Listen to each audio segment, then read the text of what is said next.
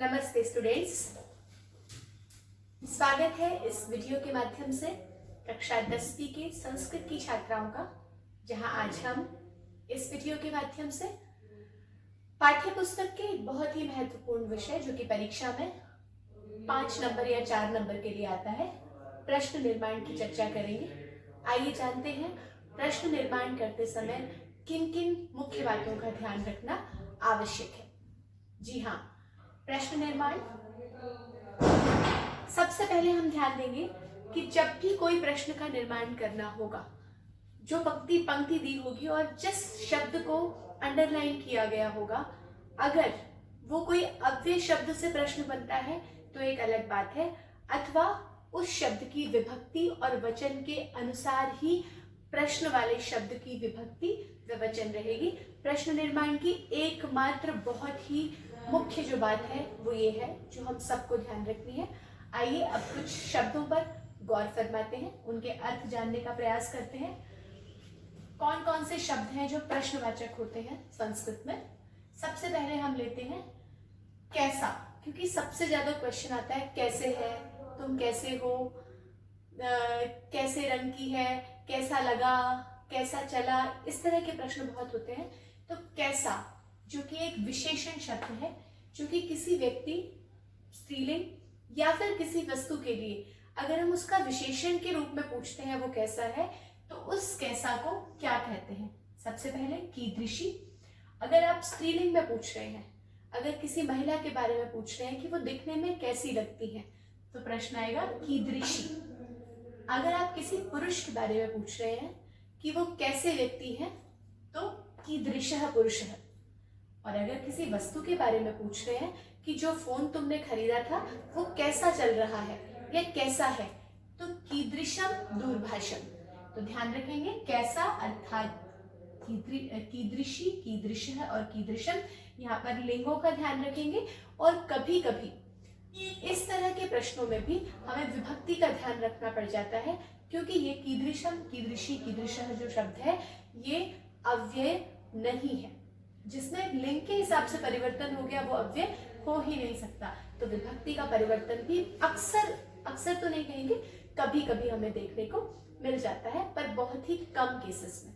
तो ये था विशेषण शब्द कैसा। आगे चलते हैं कदा। बहुत बार हम पूछते हैं कब आओगे, कब जाओगे। तो समय सूचक किसी भी बात को पूछने के लिए अगर हम प्रश्न बनाते हैं तो आता है हिंदी में कब, संस्कृत में आएगा कदा। जी हाँ, कदा एक अव्यय शब्द है, अतः इसमें कभी किसी भी परिस्थिति में परिवर्तन नहीं होगा। पुरुष हो, महिला हो या फिर कोई वस्तु हो, अगर हमें पूछनी है कब लाना है तो कदा आनीयम, कब जाओगे कदा गच्छसि, कब आओगे कदा आगमिष्यसि। तो इस तरह से जब भी कब समयवाचक शब्द पूछना है तो कदा आएगा। एक बात और ध्यान रखेंगे, जब भी हम परीक्षा में प्रश्न के निर्माण करने लगेंगे तो सबसे पहला जो हमारा स्टेप है वो क्या होगा, उत्तर का हिंद्यात करेंगे। जो पंक्ति दी हुई है, जैसे पंक्ति दी है सह वनम गच्छति, सह माने वह, वनम माने वन को, गच्छति माने जाता है, वह वन को जाता है या वह वन में जाता है। उत्तर मिल गया, उत्तर की हिंदी आ गई। अब हम देखेंगे जिस शब्द को रेखांकित किया हुआ है उसका क्या अर्थ है। अगर वनम को किया है तो आ जाएगा वनम की जगह। अब आप ये देखिए हिंदी में अगर प्रश्न बनाएंगे तो क्या बनाएंगे, वह कहाँ जाता है, तो कहाँ की संस्कृत लिख देंगे। और अगर सह को अंडरलाइन किया गया है तो क्या बनेगा प्रश्न, कौन वन जाता है, तो सह के लिए बनाएंगे। इसीलिए जिस भी शब्द का प्रश्न आपको बनाना है पहले उस प्रश्न की हिंदी बनाएंगे, तब हम संस्कृत में जो आज पढ़ने वाले हैं उसको उसकी जगह ट्रांसलेट कर देंगे, रूपांतरण हम कर देंगे। तो कदा के लिए हो गया कब। अब आता है कति। कति अर्थात कितने। जब भी आप किसी संख्यावाचक शब्द को पूछते हैं, आप कितने बजे उठते हो, तो आप कति वादने आएगा। आप कितने फल खाते हो, कति फलानि खादन्ति। कति भी एक अव्यय शब्द है, एक हो या 10 हो, हमेशा कति ही रहेगा। ठीक है। एक वृक्ष पर वानर बैठा है तो भी कति वृक्षम, और अगर बहुत सारे वृक्षों पर वानर बैठा है तो कति वृक्षाणी। वृक्ष का लिंग चेंज हो जाएगा, वो वृक्ष का वचन चेंज हो जाएगा, लेकिन कति में कोई परिवर्तन नहीं आएगा। है ना कितनी सरल सी बात। आगे देखते हैं। तो देखिए मैं आपको बताऊं, सिर्फ प्रश्न निर्माण या किसी भी चीज को, संस्कृत के किसी भी व्याकरण के टॉपिक को, या जब भी आप किसी भी भाषा को सीखते हैं, उसकी ग्रामर को मात्र इसलिए मत सीखिए क्योंकि आपको परीक्षा में उसके उत्तर देने हैं, बल्कि इसलिए सीखिए कि जरूरत पड़ने पर या फिर मन करने पे आप उस भाषा का प्रयोग अपनी बोलचाल में भी कर सकें। तभी हम उस भाषा को जानने वाले माने जाते हैं, अगर हमारा उस पर अधिकार होता है बोलने में भी। तो इसको बोलने के हिसाब से सीखिए। कहाँ जा रहे हो? कुत्र गच्छसि। है ना कितना सरल, कुछ नहीं सीखना पड़ा, ऑलरेडी हम पढ़ चुके हैं। गच्छसि माने जाना, कुत्र माने कहाँ। कुत्र गच्छसि, कब आ रहे हो? आओगे। ऑटोमेटिकली जब पूछ रहे हैं कब आ रहे हो, तो कहीं ना कहीं वो बहुवचन में, वो सॉरी भविष्य काल में आ गया। इट मीन्स लिट लगा लगेगा, कदा आगमिष्यसि, कब आओगे। ठीक है। अगर पूछना है तुम कैसे हो, कोई बीमार है आपका मित्र और उसको पूछना है तुम कैसे हो, अधुना कीदृशी असि, अब कैसी हो। ठीक है। कोई मित्र बहुत प्यारा पेन लेके आया है और जो बहुत अच्छा चल रहा है, तब लेखनी कीदृशम अस्ति, तुम्हारा जो पेन है वो कैसी है, कैसा है। तो जैसा लिंग है वैसा प्रयोग करेंगे। आगे देखते हैं। अब आता है एक बहुत ही महत्वपूर्ण प्रश्न।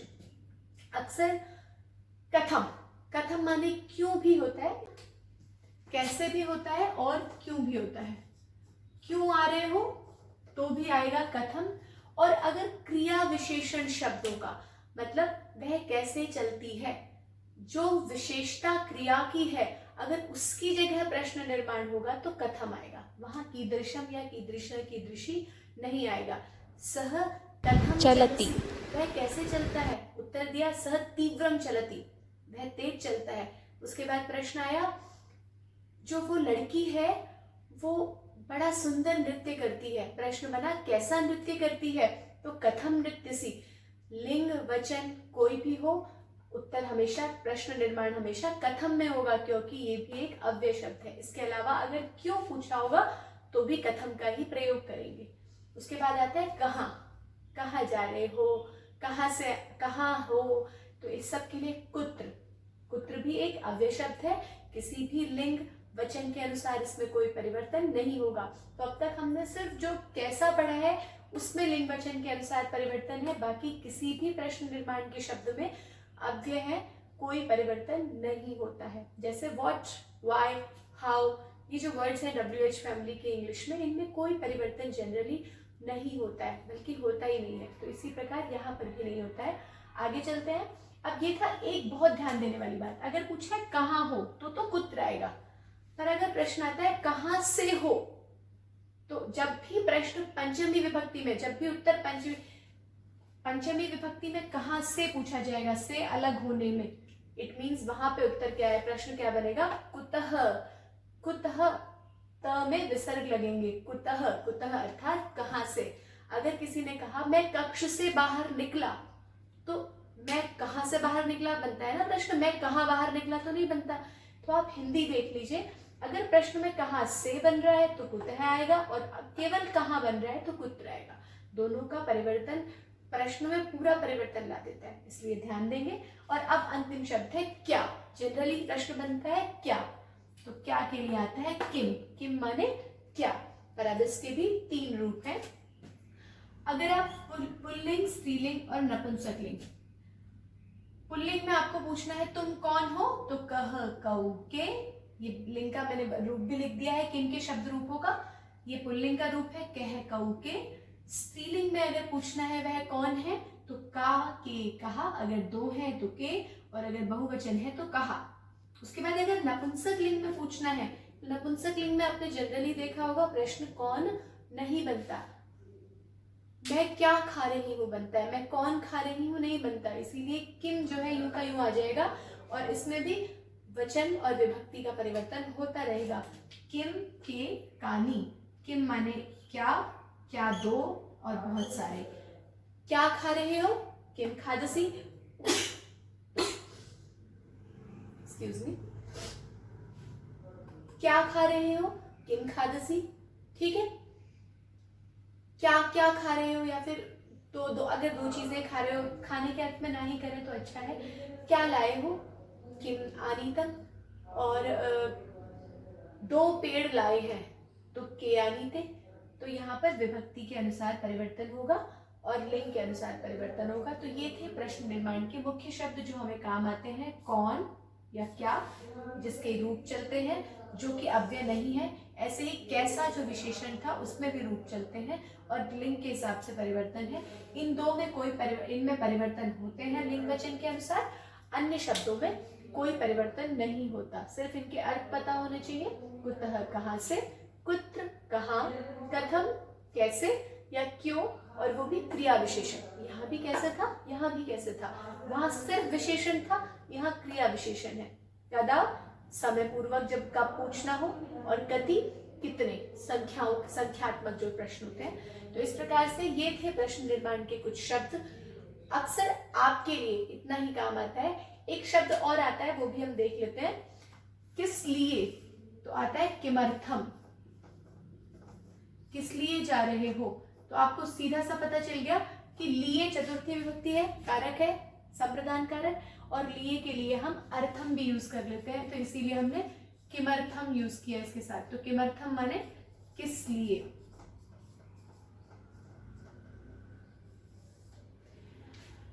तो ये थे कुछ शब्द, इनका ध्यान रखेंगे और इनको अपनी नोटबुक्स में उत्तर पुस्तिका में लिख लेंगे। आइए एक नजर उदाहरणों पर डाल देते हैं।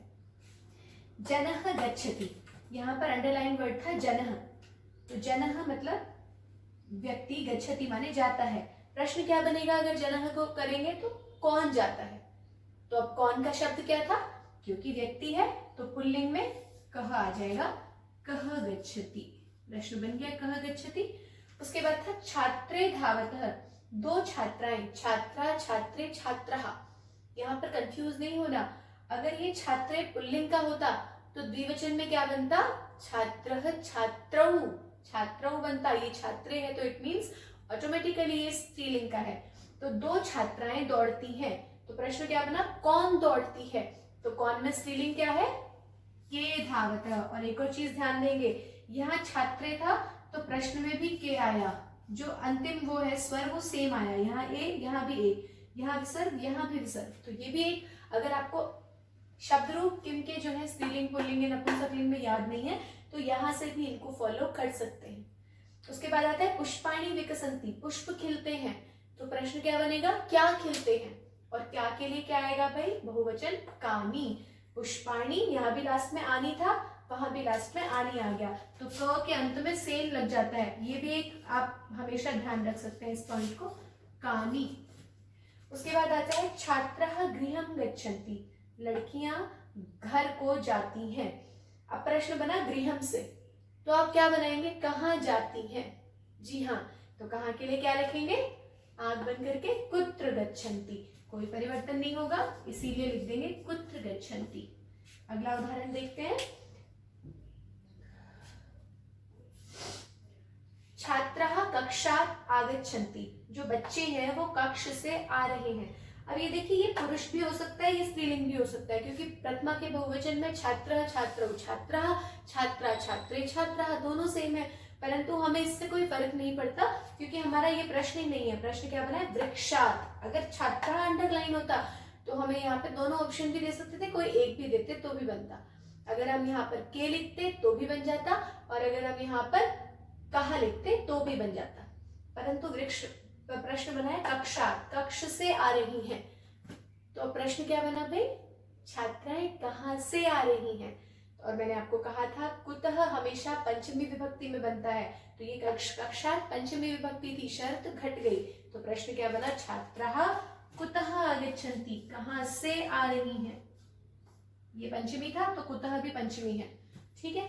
अब आता है अश्वः तीव्रम धावति, घोड़ा तेज दौड़ता है। दौड़ने की विशेषता बताई गई है, इट मींस क्रिया विशेषण है, और क्रिया विशेषण के लिए अगर हम कहेंगे घोड़ा कैसे दौड़ता है, तो अगर क्रिया विशेषण शब्दों के लिए कैसे देखना है तो क्या आएगा, जी हाँ आएगा कथम, कोई परिवर्तन नहीं होगा। अश्वः कथम धावति। गजः स्थूलः अस्ति, हाथी स्थूलः माने मोटा, अस्ति है, हाथी मोटा है। तो प्रश्न क्या बना, हाथी कैसा है। तो कैसा क्या बनेगा, जी हाँ, जो हमने सबसे पहले पढ़ा था, हाथी क्या है, पुल्लिंग है, नपुंसकलिंग नहीं है भाई, जानदार चीज है। हाथी कीदृश, देखो यहाँ भी विसर्ग थे तो यहाँ भी विसर्ग है, हाथी कीदृशः अस्ति। ये भी हमेशा याद रखेंगे। अक्सर सारे शब्द रूप सेम चलते हैं, तो प्रश्न और उत्तर का जो विसर्ग है, जो अंतिम रूप है, वो ऑलमोस्ट सेम होगा। आप देख लीजिए, तीव्रम कथम, वृक्षात् कुतः, ये रूप का फर्क है, पर दोनों में पंचमी विभक्ति है। गृहम कुत्र, पुष्पाणि कानि, छात्रे के, जनः कः, तो दोनों सिमिलर दिखते हैं। आगे प्रश्न देखते हैं, कुछ और अभ्यास देख लेते हैं। कन्या शोभना अस्ति, लड़की सुंदर है। तो प्रश्न क्या बना, लड़की कैसी है।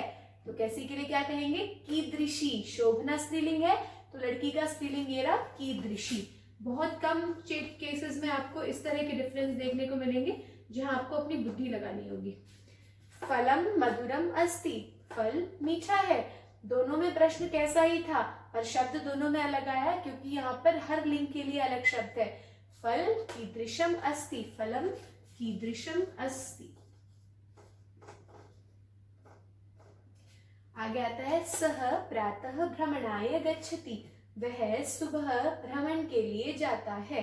तो अब देखिए क्या प्रश्न बनेगा भाई हिंदी में, वह प्रातः भ्रमण के लिए जाता है, क्या बना, वह कब जाता है, और समय सूचक क्या था, कदा। सह कदा भ्रमणाय गच्छति।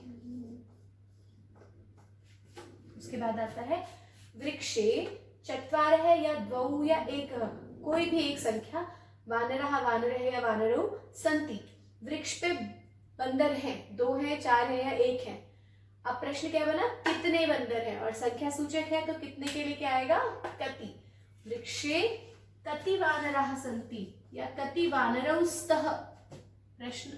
प्रश्न निर्माण के समय एक बात ध्यान रखेंगे, जिस शब्द को अंडरलाइन किया है सिर्फ उसी की जगह हम शब्द लिखेंगे, बाकी कहीं पूरे वाक्य में कोई परिवर्तन कभी नहीं होगा।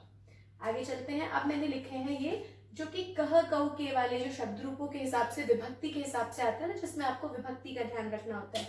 अगर प्रश्न में रामः रमा या वृक्षम अंडरलाइन है, तो उत्तर क्या उत्तर, वो प्रश्न निर्माण क्या बनेगा, रामः की जगह बनेगा कह, रमा की जगह बनेगा का, और वृक्षम की जगह बनेगा किम। आगे वचनों में अलग अलग द्विवचन बहुवचन में भी ऐसे ही बनेगा। अगर यहाँ रामो होता तो कऊ हो जाता, रमे होता तो के हो जाता, वृक्षे होता तो के हो जाता। उसके बाद रामम रमाम वृक्षम, द्वितीय विभक्ति आ गई, तो प्रश्न भी हमारा द्वितीय विभक्ति में जाएगा, जो हमने पहले कहा था। हमेशा विभक्ति वचन वही रहेंगे जो आपको अंडरलाइन शब्द में दिए गए हैं। तो रामम रमाम वृक्षम, तो बना वृक्षम, सॉरी कम, काम और कम। किम के कहानी, सॉरी किम के कहानी सिर्फ नपुंसक लिंग और पुल्लिंग में प्रथमा और द्वितीय विभक्ति का अंतर होता है, अन्यथा सब कुछ सेम रहता है। ठीक है, तृतीय विभक्ति में क्या बनेगा, अगर प्रश्न आता है रामेण रमया या वृक्षेण से, तो प्रश्न निर्माण क्या होगा, रामेण की जगह केन, रमया की जगह कया, और वृक्षेण सेम ही होगा केन। ऐसे रामाय रमाय, मैंने वृक्ष हटा दिया क्योंकि दोनों के शब्द रूप सेम चलते हैं। रामाय और रमाय में क्या होगा, कस्मै या कस्यै, जो जो बनता जाएगा लिख देती हूं मैं, आपको ध्यान रहेगा। कम, काम और किम, केन, कया, कस्मै। देखिए कितना बहुत बहुत सिमिलैरिटी है। अगर आप 1-2 बार अभ्यास कर लेंगे तो जीवन भर आपको रटने की जरूरत नहीं होगी, सिर्फ मई और यही का फर्क है चतुर्थी में। पंचमी में रामात रमायः, सेम सिमिलर होगा। देखो यहाँ आत है लास्ट में, तो प्रश्न में भी कस्मात बनेगा, कस्मात, और यहाँ रमायः है लास्ट में, यहाँ है तो यहाँ भी यहाँ लग गया कस्यः, है ना सिमिलैरिटी। सिर्फ सोच के लॉजिक लगाने की जरूरत है। रामस्य रमाया, यहाँ लास्ट में से है तो यहाँ भी क के आगे से लग जाएगा, कस्य और कस्यः, जो वहां पर है वही वहां क के आगे लगा दिया। रामे रमायाम, यहाँ थोड़ा सा फर्क है, कस्मिन, और यहाँ तो सेम ही है कस्याम।